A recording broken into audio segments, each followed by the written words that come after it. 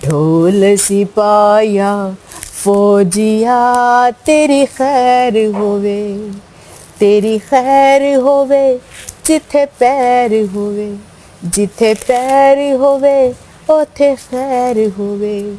ढोल सिपाया फौजिया तेरी खैर होवे। ये वाला मैंने किया था पिछली। क्या करना क्या है? पानी में डालना है लीमू। किसके लिए? मरोड़ जो हो रही है। लेकिन लीमू के साथ तो सही हो जाती है। डिटॉक्स होएगा ना? नहीं, आपको पता है कि किधर है? नहीं, मुझे नहीं पता। बेचारी शक्ल ही उतरी हुई है, उसको पता चल रहा है दर्द हो रहा है। शरी की है ना, हाँ। आंखों से पता शरी की आंखें बता देती हैं। हाय शरी, मेरी आंखें क्या कह रही, सही तो है? नहीं पता रही कि तू पेन में है। और नहीं यार, हाँ ये तो इतनी पेन में तो हूँ भी कहता है मैं एंजॉय करता हूँ। नहीं तो पेन में लग रहा हूँ मैं आपको आंखों से। मुझे तो नहीं पता चल रहा। ऐसे ही अपने से आगा। 20% है तू पेन में। नहीं यार, तो तू पता नहीं, तू किसी ने तुझे क्या बताया नहीं बताया, लेकिन तुम्हारी आंखें बता देती तू सच। क्या बात है, क्या बात है यार। जब ये कल रोया ना, मेरे कल ही रोया था। परसों, कल ही रात, परसों परसों वो स्टोरी थी सारी। लाइफ पार्टनर वाली बात पे तो मुझे भी रोना आने लगा था। बड़ा मेरा वो दिल खराब। तेरा हाजमा ठीक हो जाएगा जब 2-4 बातें करेगा।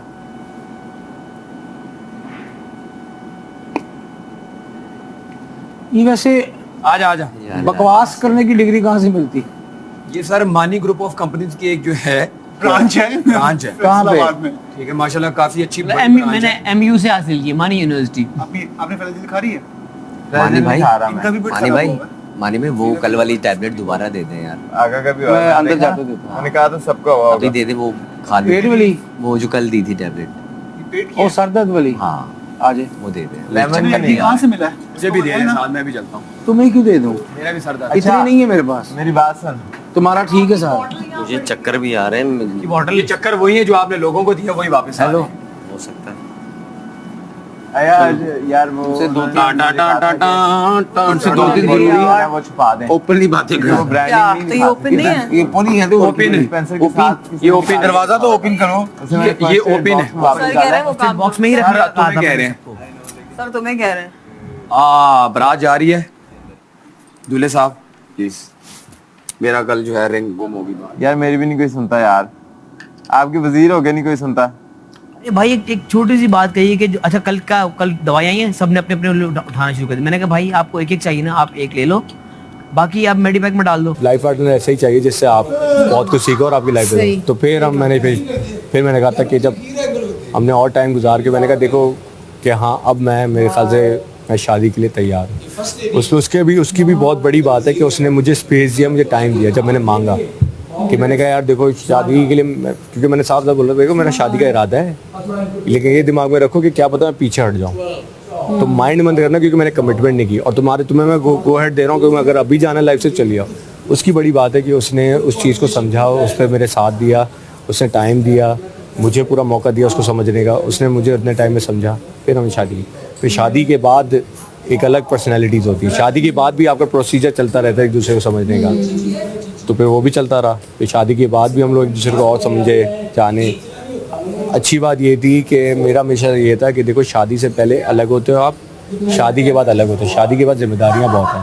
हाँ आप शादी से पहले वाला जो मैं आगा हूँ या वो है वो नहीं रहते। शादी के बाद आगा डिफरेंट है।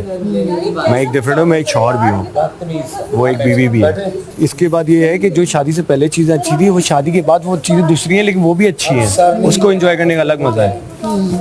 तो ये चीज़ें समझे करे। फिर मैं आसपास माहौल जो देख रहा था, दोस्तों की शादियाँ देखी, दोस्तों की जानने वालों में देखी, तो मुझे पता था कि क्या चीज़ें इंपॉर्टेंट है क्या नहीं। वही था कि ख्याल और लिहाज और इज़्ज़त, ये बहुत चीज़ें इंपॉर्टेंट हैं किसी भी शादी के लिए। वो दे तो फिर अल्लाह का शुक्र है, अल्लाह ताला इसी तरह से बरकत दे, नहीं फिर आप बुरी नज़र से बचाए।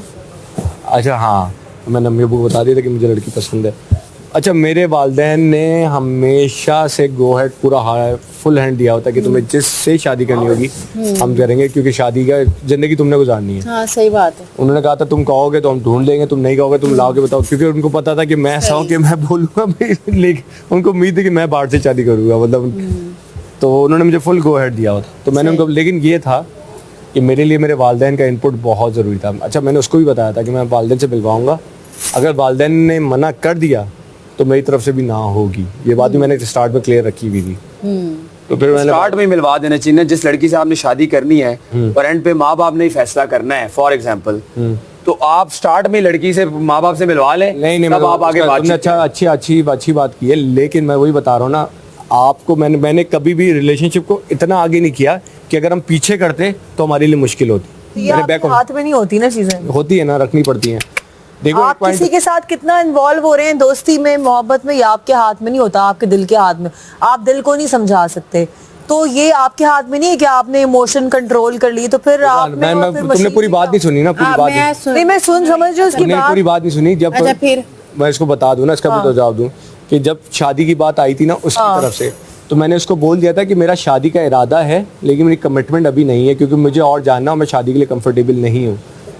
तो फिर उसकी बात, लेकिन हमने एक अपना एक जो फासला था वो रखा, मेंटेन रखा, जिसपे जो तुम कह रहे हो इमोशनल अटैचमेंट, क्योंकि प्यार मोहब्बत तो थी, लेकिन एक हमने फासला भी रखा हुआ था कि अगर कोई एक दूसरे की लाइफ से पीछे हटे तो मुश्किल ना हो। क्योंकि सच बात है, मैंने बोला था मेरे पेरेंट्स की वैल्यू मेरे लिए बहुत है, उनका इनपुट होना जरूरी है, लेकिन मेरे इसी तरह से मेरे पेरेंट्स की मेरी जो है ना पसंद इंपॉर्टेंट रखती थी, क्योंकि जो तजुर्बा उनका है वो मेरा नहीं है। हाँ, तो जब मैंने उनको मिलवाया, और मुझे इतना पता था कि मेरे पेरेंट्स को क्या चीज़ समझ आई या नहीं, वो ज़्यादा जरूरी थी। तो जब मैंने मिलवाया, जब हमारी मतलब पहली मुलाकात हुई, मैं अपने पेरेंट्स को मैंने उसको मिलवाया सब कुछ, तो विदिन 5 to 10 मिनट्स मेरी मदर ने कह दिया था ठीक है, मुझे बात करते ही समझ आ गया कि तुम्हारे लिए बहुत अच्छी है। तो अल्लाह का शुक्र है। उस दिन के बाद ट्रकों के पीछे लाइन लिखी गई, फासला रखे नहीं तो प्यार हो गया। तो ये मामला हुए, तो बस मेहनत कर, हसद मत फिर सच बताऊं, अल्लाह ताला बुरी नजर से बचाए, पास करिए, बर्दाश्त, जिंदगी बहुत अच्छी जा रही है। पास होता है। और ये लिखा भी उन्होंने, फिर क्रॉस रिश्ता करे लेके पास भी मैंने देखा मतलब है। वही है ना,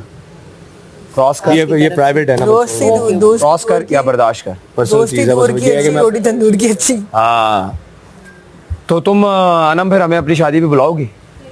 पता नहीं कब कहाँ कैसे फिर शादी हो गई, होगी तो बुला लेंगे इंशाल्लाह। हो जाएगी। टाइम हो गई शादी। अच्छा, आप कोई लोग लब गया हमें तो। शादी की मैं मतलब उस वक्त रमज़ान प्ले कर रहा था, चांद तारा ना, ठीक है। तो शादी मैंने जाके वहाँ पंजाब में करनी थी, तो मैं पूरी बारात पंजाब लेके गया था, लाहौर, शेखपुरा, शेख लाहौर गए थे पे वहाँ से। आपकी ससुराल शेखपुरा हाँ में? हाँ। अच्छा, तो मैं पूरी बारात लेके गया था, पीछे रमज़ान प्ले में ऑलमोस्ट कंप्लीट कर आके गया था। और फिर मैंने कहा था मैं शादी की है कर गएगा, 4-5 दिन बाद वापस आ जाऊँगा। पीछे से वो चैनल ने बोला कि आपके सीन्स बढ़ा दिए गए हैं, आपने काम करना है, वहाँ से कॉल्स आ रही हैं। ये बारात छोड़ के आ गए। मैं यकीन मानो वेडिंग नाइट की नेक्स्ट मॉर्निंग फ्लाई करके वापस आया शूट के लिए। Oh no, can you imagine? मैं, अब ये बहुत कम लोगों को पता है, मतलब काम के लिए मैंने उस वक्त मेरा बहुत मुश्किल फैसला था कि यार मैं आऊँ नहीं आऊँ। फिर मैंने कहा यार देखो, काम मुझे इज्जत दे रहा है ना, हाँ, मुझे काम को इज्जत देनी चाहिए, और ये मुझे बाद में पे ऑफ करेगा। तो मैं वेडिंग नाइट की नेक्स्ट मॉर्निंग फ्लाई करके यहाँ आया हूँ, मैंने अपनी शूट करवाई है। हाँ। और मैं चीज़ें दी हैं, तो फिर वापस चले गए? नहीं, फिर हम आ चुके थे, हालांकि हमने पूरी बारात के साथ वापस आना था। तो मैं और मेरी वाइफ फ्लाई करके नेक्स्ट मॉर्निंग आ गए थे। फिर वो 2 दिन बाद सबकी ज़ाहिर फ्लाइट्स और वो सब थी, तो वो लोग वापस आए थे। अच्छा, बहुत सारे लोगों को भी ये बात नहीं पता कि मेरा एक्सीडेंट हुआ था, शीशा मेरे हाथ में लग गया था। तो उस वक्त मैं भी एक प्ले कर रही थी और डॉक्टर के पास गए, पट्टी वट्टी ये वो सर्जरी व्हाटएवर। उसके बाद जब मैं हॉस्पिटल में थी तो मुझे सर्जरी हो चुकी थी मेरी, तो मुझे फ़ोन आना शुरू हो गया कि हमें तो आपकी शूट करना है। और मैंने कहा मेरे साथ एक हादसा हो गया, अब तो मैं कैसे आ सकती हूँ शूट पे। तो मैंने इनको कहा मुझे एटलीस्ट 1-2 दिन दें। दूसरे तीसरे दिन जो है ना, मैं शूट पे इतनी तकलीफ़ में गई।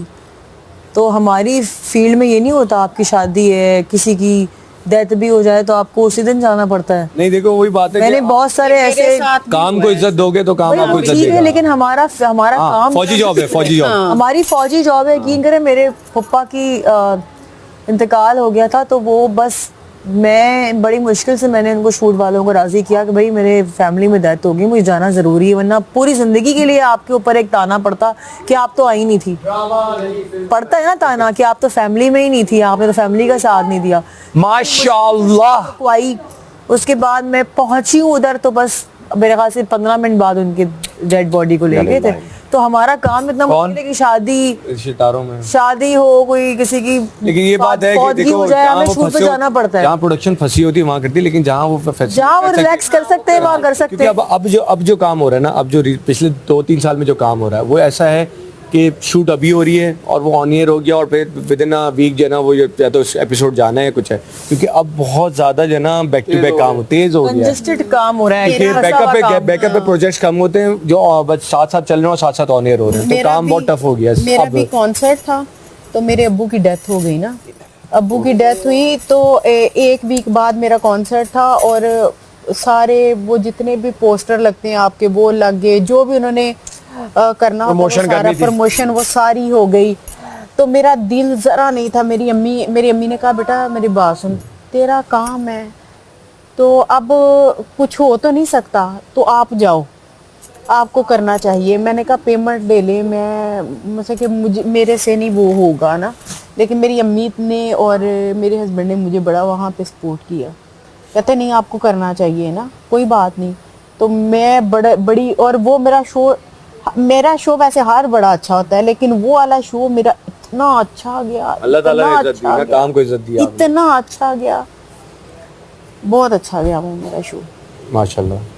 लेकिन वही बात है जिस पे गुजरती लेकिन से वो वो अब अभी आप हमें लोग- बता रही है ना, हाँ। हम नहीं समझ सकते, हाँ। जिस पे गुजरी होती है उससे गुजरी, वही हाँ। समझ सकता है।